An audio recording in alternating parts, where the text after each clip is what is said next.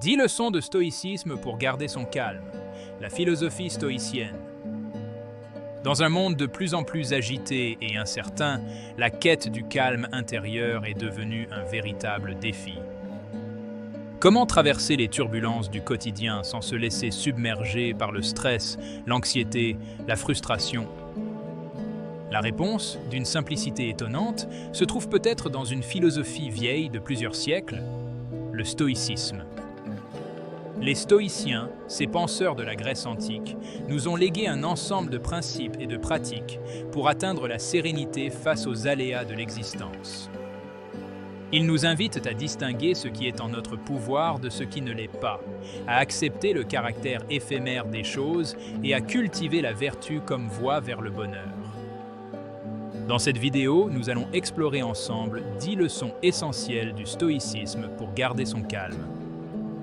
Chaque leçon, inspirée par les écrits de Sénèque, d'Épictète ou de Marc Aurèle, sera l'occasion d'une réflexion profonde sur notre rapport au monde, aux autres et à nous-mêmes. Préparez-vous à plonger au cœur d'une sagesse intemporelle, capable de transformer votre quotidien et de vous apporter une paix intérieure durable. Leçon numéro 1. Accepter ce que l'on ne peut pas changer. Attention, le stoïcisme, ce n'est pas l'apathie, ce n'est pas la résignation passive. C'est une philosophie active qui commence par une prise de conscience fondamentale. Nous ne contrôlons pas tout ce qui nous arrive. Le cours des événements, les actions des autres, les caprices du destin, autant de forces qui échappent à notre emprise. S'entêter à vouloir les contrôler, c'est se condamner à une lutte vaine et épuisante, source de frustration et de souffrance. La première leçon du stoïcisme nous invite à accepter ce que l'on ne peut pas changer. Accepter, non pas comme une défaite, mais comme une libération. En lâchant prise sur ce qui ne dépend pas de nous, on libère une énergie précieuse. Une énergie que l'on peut alors rediriger vers ce que l'on peut effectivement influencer. Nos pensées, nos actions, nos réactions face aux événements. Imaginez un instant votre esprit comme un jardin. Vous pouvez choisir les graines que vous y semez, les plantes que vous cultivez, l'attention que vous leur portez, mais vous ne pouvez pas contrôler le vent, la pluie ou le soleil. Vous pouvez créer les conditions favorables à la croissance, mais vous devez accepter que la nature suive son cours.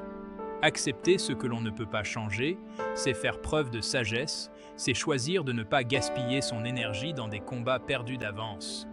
C'est se concentrer sur ce qui est réellement important, sur ce qui dépend de nous, et ainsi, paradoxalement, étendre le champ de notre liberté. Leçon numéro 2. Se concentrer sur l'instant présent. Notre esprit a une fâcheuse tendance à s'évader du moment présent. Il se perd dans les regrets du passé, les remords, les occasions manquées. Il s'inquiète de l'avenir, des incertitudes, des dangers potentiels. Or, le passé est immuable, l'avenir incertain. Le seul moment réel, le seul moment sur lequel nous avons un pouvoir d'action, c'est le présent. Les stoïciens l'avaient bien compris, se concentrer sur l'instant présent est la clé d'une vie plus sereine et plus épanouissante. Car c'est dans le moment présent que se trouve la source de la joie, de la gratitude, de la plénitude. C'est en portant notre attention sur ce que nous vivons ici et maintenant que nous pouvons apprécier la beauté d'un rayon de soleil, la saveur d'un repas, la profondeur d'une conversation. La pratique de l'attention, si chère aux stoïciens, est un outil précieux pour se recentrer sur le moment présent. Il ne s'agit pas de vider son esprit de toute pensée, mais plutôt de devenir observateur de ses pensées, de ses émotions, de ses sensations, sans jugement, sans attachement. Apprendre à vivre dans le moment présent, c'est se libérer du poids du passé et de l'anxiété du futur. C'est goûter pleinement à chaque instant de l'existence, même les plus simples, et découvrir ainsi une source inépuisable de paix intérieure. Leçon numéro 3. Pratiquer la gratitude.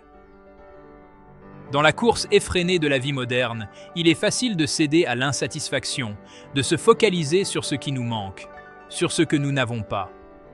Nous prenons pour acquis les choses simples, les petites joies du quotidien, et nourrissons ainsi un sentiment permanent de frustration. Le stoïcisme nous invite à inverser cette tendance en cultivant la gratitude. Prendre le temps chaque jour de reconnaître et d'apprécier ce que nous avons, aussi modeste soit-il, est un puissant antidote au malheur. Remercier pour sa santé, pour ses proches, pour un toit au-dessus de sa tête, pour un moment de calme, c'est se reconnecter à l'abondance de la vie, c'est nourrir un sentiment profond de satisfaction et de contentement. La gratitude n'est pas un simple sentiment passager, c'est une attitude, un choix conscient que nous pouvons faire chaque jour. C'est un muscle que nous pouvons entraîner, renforcer, jusqu'à ce qu'il devienne un réflexe naturel.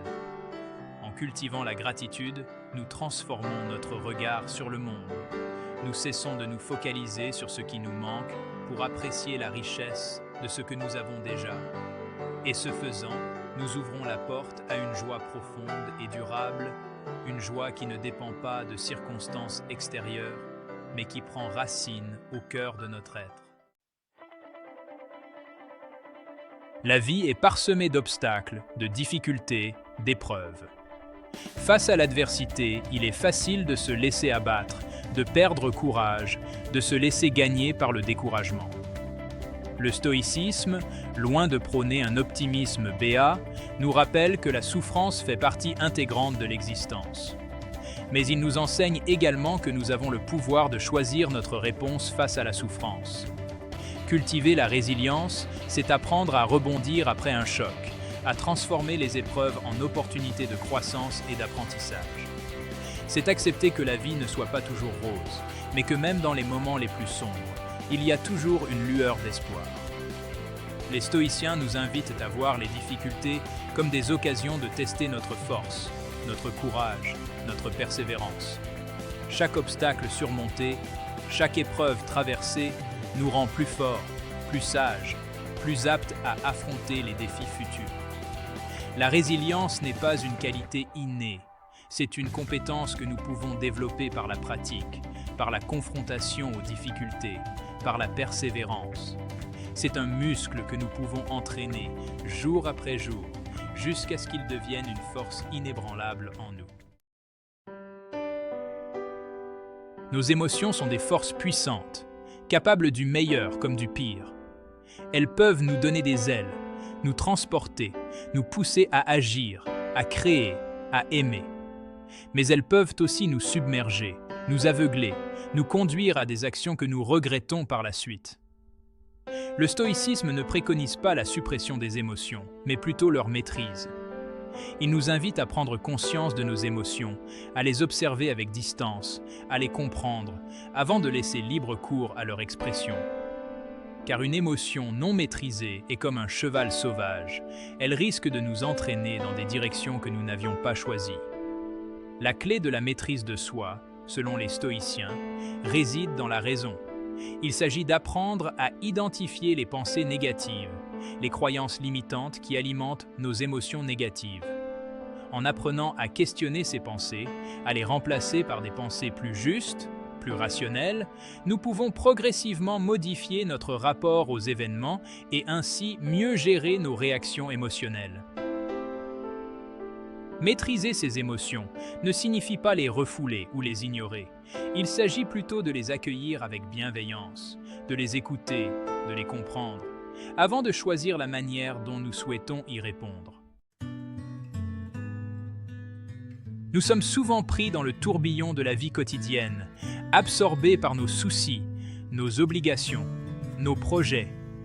Nous perdons de vue l'essentiel, nous nous laissons submerger par des détails insignifiants, et nous finissons par nous sentir stressés, anxieux, dépassés par les événements. Le stoïcisme nous invite à prendre régulièrement du recul, à nous extraire du tumulte du quotidien pour contempler les choses avec plus de hauteur, plus de perspective. Imaginez-vous un instant observant la Terre depuis l'espace. De cette perspective lointaine, les frontières s'estompent, les conflits paraissent dérisoires, et l'on prend conscience de la fragilité et de la beauté de notre planète bleue. Prendre du recul, c'est se rappeler ce qui est vraiment important dans la vie. c'est relativiser l'importance de nos problèmes quotidiens, c'est se reconnecter à l'immensité de l'univers et à notre place au sein de celui-ci. C'est se rappeler que nous ne sommes que de passage sur Terre et que notre temps est précieux. La méditation, la contemplation de la nature, la lecture de textes philosophiques sont autant de pratiques qui peuvent nous aider à prendre du recul, à nous reconnecter à l'essentiel et à retrouver un sentiment de paix intérieure. Leçon numéro 7. Pratiquer la modération. Dans une société qui valorise l'excès, la consommation à outrance, la recherche effrénée du plaisir immédiat, le stoïcisme nous invite à emprunter un chemin différent, celui de la modération. Il ne s'agit pas de se priver ou de vivre dans l'austérité, mais plutôt de trouver un équilibre, une juste mesure dans tous les domaines de la vie. La modération, c'est apprendre à apprécier les plaisirs simples sans en être esclave. C'est savoir dire non à la tentation de l'excès, à la surconsommation, à la recherche effrénée du plaisir immédiat. C'est cultiver la tempérance, la sobriété, la maîtrise de soi. Car l'excès, aussi attrayant soit-il sur le moment, conduit inévitablement à la souffrance. La dépendance, la frustration, le sentiment de vide sont autant de conséquences d'une vie régie par la démesure. En pratiquant la modération, nous nous libérons de l'emprise des désirs insatiables. Nous retrouvons le goût des choses simples. Nous apprenons à apprécier ce que nous avons et nous ouvrons la porte à une satisfaction profonde et durable. Leçon numéro 8. Se détacher des possessions matérielles. Nous vivons dans une société obsédée par la possession. Posséder toujours plus d'objets, de biens matériels, est devenu un indicateur de réussite sociale, un symbole de bonheur. Or, le stoïcisme nous invite à remettre en question cette équation simpliste. Car le bonheur, selon les stoïciens, ne se trouve pas dans la possession, mais dans la liberté intérieure. Se détacher des possessions matérielles, ce n'est pas nécessairement vivre dans le dénuement le plus total. Il s'agit plutôt de prendre conscience que le bonheur ne réside pas dans l'accumulation d'objets, mais dans la simplicité, dans la liberté de ne pas être attaché à des biens périssables.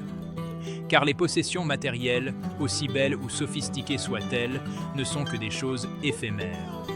Elles peuvent être perdues, volées, détruites. S'y attacher, c'est s'exposer à la souffrance, à la frustration, au sentiment de vide.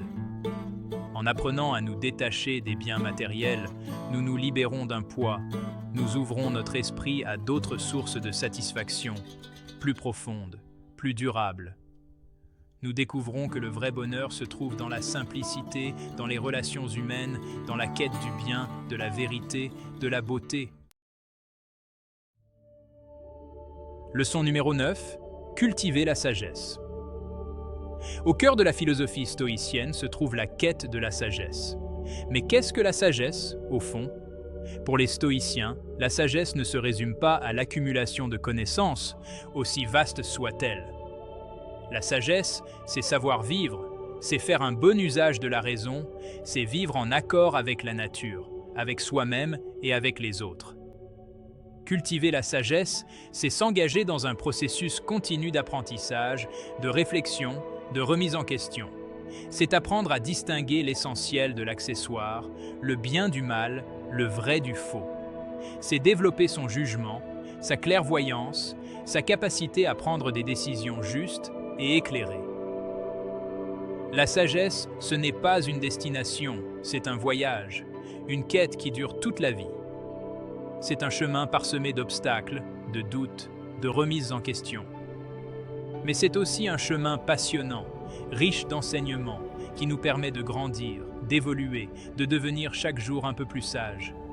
Les stoïciens nous invitent à cultiver la sagesse en nous nourrissant de la philosophie, de la littérature, de l'art, en observant la nature, en méditant, en échangeant avec des personnes sages et inspirantes. Leçon numéro 10. Vivre en accord avec la nature. Pour les stoïciens, l'univers est régi par une loi naturelle, une force rationnelle et bienveillante qu'ils nomment logos.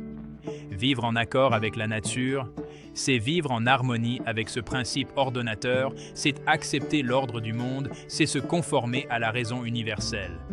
Vivre en accord avec la nature, c'est accepter ce qui est, tel que c'est, sans chercher à le modifier à tout prix. C'est accepter le cycle des saisons, la naissance et la mort, la joie et la tristesse, comme faisant partie intégrante de l'ordre naturel des choses. C'est également vivre en accord avec sa propre nature, avec ses forces et ses faiblesses, sans chercher à être quelqu'un d'autre. C'est accepter ses limites, ses imperfections, tout en s'efforçant de cultiver ses qualités, ses talents, son potentiel unique. Vivre en accord avec la nature, c'est enfin vivre en harmonie avec les autres êtres humains, en reconnaissant que nous faisons tous partie d'une même famille, d'une même communauté de destin. C'est faire preuve d'empathie, de compassion, de solidarité envers nos semblables. Le stoïcisme n'est pas une recette miracle pour un bonheur instantané. C'est une philosophie pratique, un art de vivre qui demande effort, discipline et persévérance. Mais c'est aussi un chemin de liberté, de sérénité, de sagesse, qui nous permet de traverser les épreuves de la vie avec plus de force, de courage et de lucidité. En intégrant les leçons du stoïcisme à notre quotidien, nous pouvons apprendre à mieux gérer nos émotions, à accepter ce que nous ne pouvons pas changer, à apprécier le moment présent, à cultiver la gratitude, la résilience, la sagesse. Si cette vidéo vous a inspiré, je vous invite à découvrir notre prochaine vidéo qui explorera plus en profondeur les exercices pratiques du stoïcisme pour transformer votre quotidien et vivre une vie plus sereine et épanouissante. N'oubliez pas de vous abonner à la chaîne pour ne manquer aucune de nos prochaines vidéos.